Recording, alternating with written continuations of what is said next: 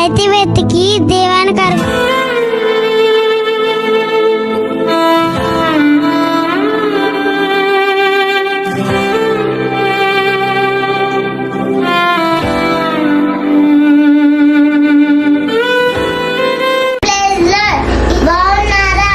ప్రభోదయం అందరికీ ప్రైజ్లాడండి. బాగున్నారా? ఇది వాగ్దానము దివ్యోపదేశకాండము 31వ అధ్యాయము 8వ వచనము. నీ ముందర నడుచువాడు యెహోవా.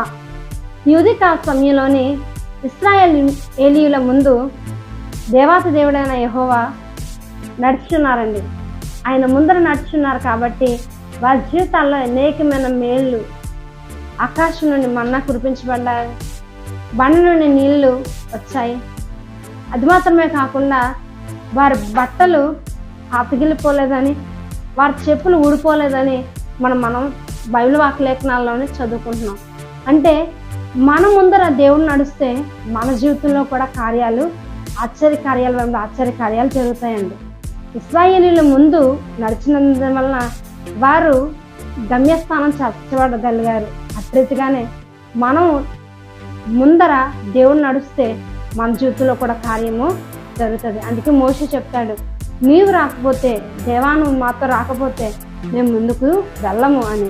అట్రీతిగానే ఈ ఉదయకాల సమయంలోని దేవాతి దేవుణ్ణి నువ్వు అడుగు, అయ్యా నా ముందర నువ్వు నడవండి, నా జీవితంలోని నాకు ముందుగా మీరు వెళ్ళండి, నా జీవితంలోని ముందుగా కార్యం చేయండి అని చెప్పి అడిగితే దేవుని జీవితంలో గొప్ప కార్యం, ఆశ్చర్యమైన కార్యం జరిగించి నీకు ఇశ్రాయేలుకి గొప్ప విజయం ఇచ్చిన దేవుడు నీకు కూడా గొప్ప విజయము ఇచ్చిందిగాక. ప్రార్థన చేస్తున్నాం.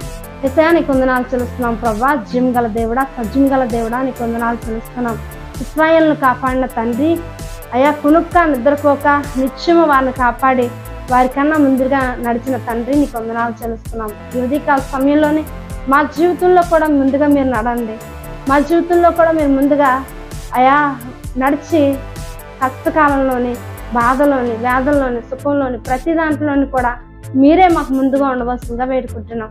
మీరు మాకు ముందుగా నడిస్తే ప్రభా మా జీవితము అయా ఆశ్చర్యంగా, మహత్తాశ్చర్యంగా జరుగుతుంది. కనుక మాకన్నా ముందుగా మీరు వెళ్ళండి ప్రభా, మా జీవితాల్లో కార్యాలు చేయండి. యేసు నామములో అడుగుతున్నాను తండ్రి, ఆమేన్.